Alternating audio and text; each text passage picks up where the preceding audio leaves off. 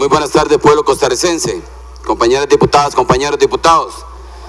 Decirle a los compañeros y compañeras de la Cruz Roja que desde el Frente Amplio, desde hace rato estamos listos para apoyarles en el proyecto y que vamos en esa misma línea. Volviendo de nuevo la mirada a los hechos que están ocurriendo en la zona sur, tengo que decir que sin duda alguna, los actos de violencia cometidos contra las campesinas y los campesinos son una evidencia más de la estrategia política que se viene instaurando en este país desde hace años para criminalizar la protesta social y por lo tanto tratar de debilitar el derecho a la libertad de expresión de nuestro pueblo, especialmente del pueblo que se organiza. Al pueblo que se organiza porque no puede cruzarse de brazos a esperar que lo pisoteen o que le pisoteen sus derechos. Al pueblo que se organiza porque está cansado que se le impida forjar su futuro. Al pueblo que no quiere convertirse en un observador mientras se condena a sus hijos a la dependencia de dádivas estatales para poder sobrevivir. Dádivas que denigran al ser humano y lo hacen incapaz de desarrollar su propio potencial. Pero eso me parece oportuno, por eso me parece oportuno compartir algunas reflexiones sobre este fenómeno de la penalización de los movimientos sociales, fenómeno que se ha tratado de extender por varios países y que busca considerar las protestas del movimiento social como actos delictivos y violentos. Esta estigmatización del movimiento social es una estrategia que busca atemorizar y desarticular a los colectivos sociales que se oponen a las propuestas o injusticias de los gobiernos. Y este tipo de acciones, compañeras y compañeros, pueblo costarricense, definitivamente debilitan las bases del sistema democrático. Además, quienes están en el poder hacen uso del sistema jurídico para culpabilizar a los líderes del activismo, generando en el imaginario social la idea de que la protesta es un delito.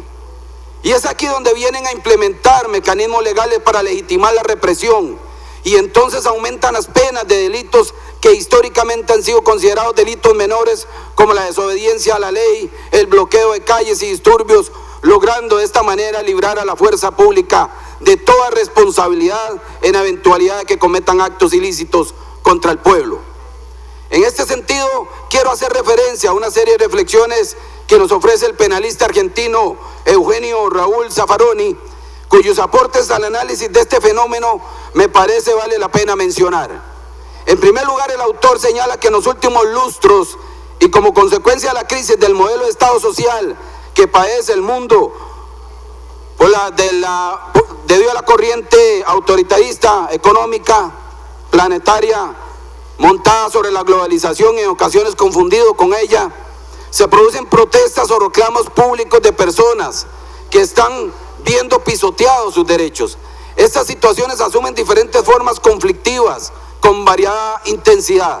Por un lado, pueden afirmarse que es una aspiración de todo Estado de Derecho lograr que sus instituciones sean tan perfectas que no sea necesario a nadie acudir a vías no institucionales para obtener satisfacción a sus reclamos.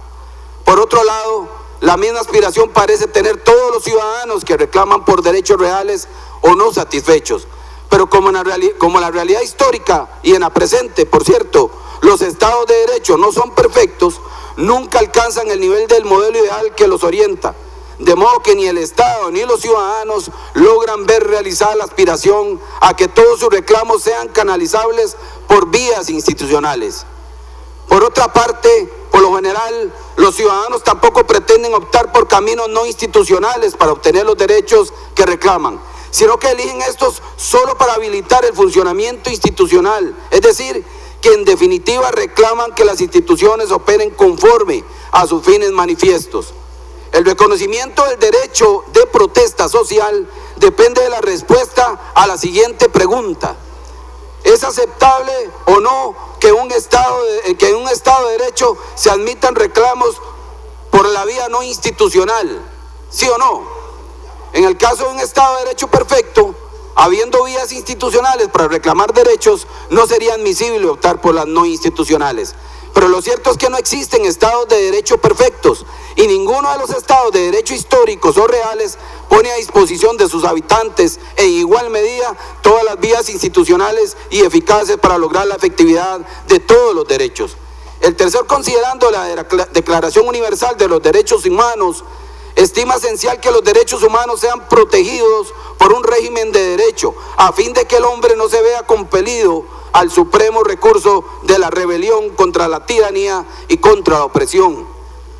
Habiendo un régimen de derecho, tal como lo reclama la Declaración, no cabe la rebelión contra la tiranía y la opresión. Pero también es de suponer que este régimen de derecho debe ser lo más perfecto posible en cuanto al funcionamiento eficaz de sus instituciones como proveedoras de los derechos fundamentales, a fin de que el hombre no se vea obligado a la rebelión o al uso de medios de protesta no institucionales. El derecho de protesta no solo existe, sino que está expresamente reconocido por la Constitución, por los tratados internacionales universales y regionales de derechos humanos, pues necesariamente está implícito en la libertad de pensamiento, de conciencia y de religión, según el artículo 18 de la Declaración Universal de Derechos Humanos, en la libertad de opinión y de expresión, según el artículo 19, y en la libertad de reunión y de asociación pacífica, según el artículo 20. Estos dispositivos imponen a todos los estados el deber de respetar el derecho a disentir y a reclamar públicamente por sus derechos y, por supuesto, no solo a reservarlos en el fuero interno, sino a expresar públicamente sus disensos y reclamos.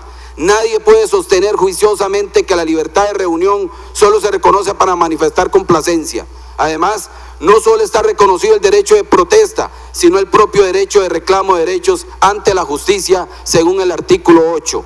El orden jurídico parte del reconocimiento de la dignidad de la persona y de la libertad de expresión que le es inherente. De poco valdría reconocer al ser humano su dignidad de persona como ente dotado de conciencia si no se le permite expresar su libertad de conciencia. Para ello se le reconoce el derecho a unirse con quienes comparten sus posiciones y a expresarlas públicamente. Existe, pues, una base general de libertad a la cual se sustraen solo unas pocas conductas, previamente identificadas en las leyes penales mediante los tipos legales, que en caso de no estar amparadas por ningún permiso especial, causa de justificación, constituyen injustos o ilícitos penales. La protesta que se mantiene dentro de las causas institucionales no es más que el ejercicio regular de los derechos constitucionales e internacionales y por ende nunca puede ser materia de los tipos penales, es decir, que no es concebible su prohibición penal. En consecuencia, el ejercicio del derecho de petición a las autoridades, la manifestación pública que lo ejerza, el público que se reúna para hacerlo, por más que por su número cause molestias, interrumpa con su paso o presencia la circulación de vehículos o de peatones, provoque ruidos molestos, deje caer panfletos que ensucien la calle, etc., estará ejerciendo un derecho legítimo en el estricto marco institucional. Queda claro que en estos supuestos las molestias, ruidos, suciedad o interrupción de la circulación se producen como consecuencia del número de participantes y de la necesidad de exteriorización del reclamo y durante el tiempo razonablemente necesario para exteriorizarlo. Transitar por calles o pararse y escuchar discursos o cantar o lo que a bien le venga al pueblo.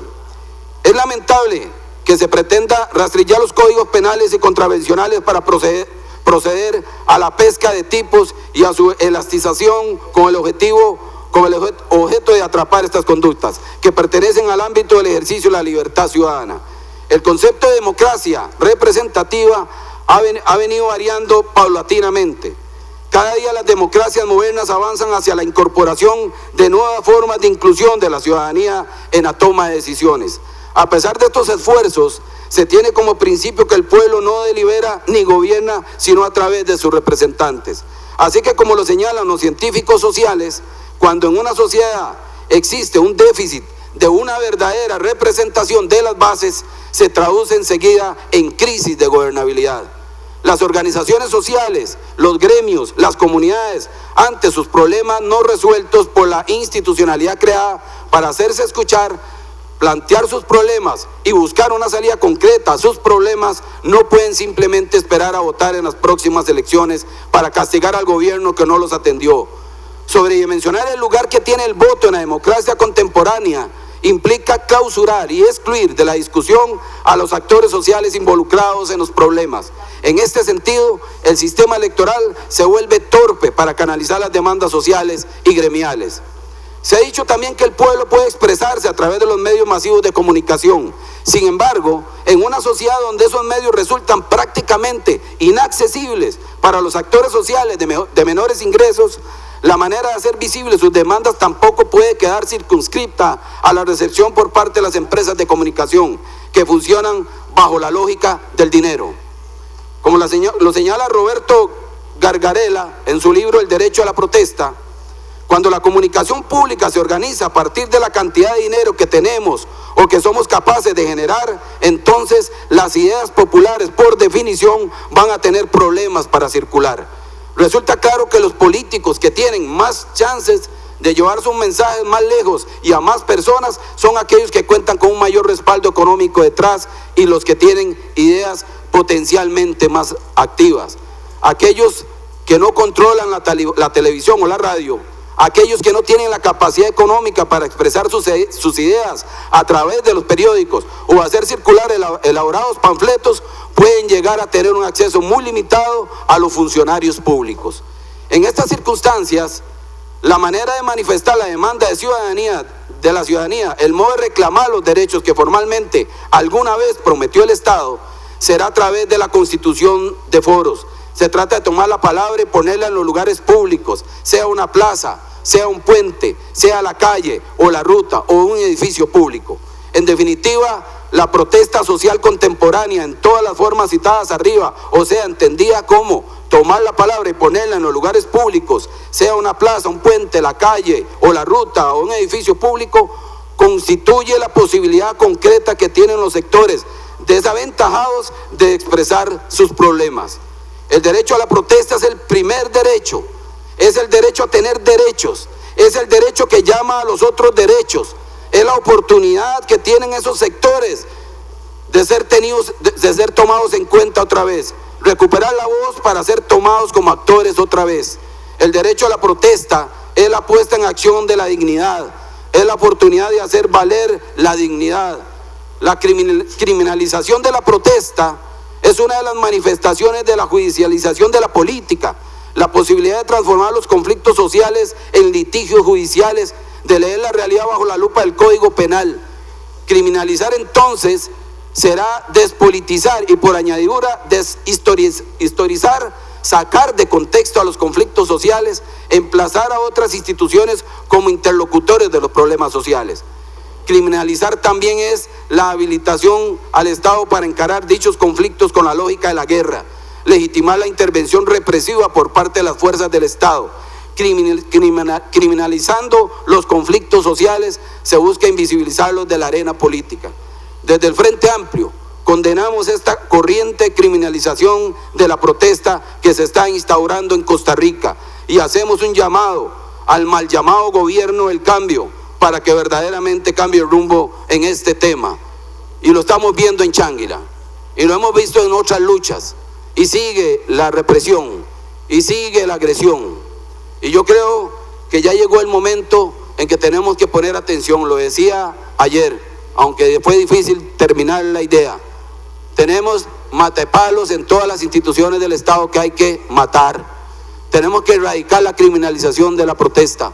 Tenemos que ponerle atención a eso, sobre todo las fuerzas que ahorita tienen el poder en Costa Rica, que están muriendo lentamente y que ahora, mañana o después será cuando se darán cuenta, tienen que ponerle atención a esta situación, porque están obligando al pueblo a tomar las medidas, están obligando al pueblo a la desobediencia, y el pueblo llega a la desobediencia porque es el último recurso que le queda para defender sus derechos. Muchas gracias, Costa Rica.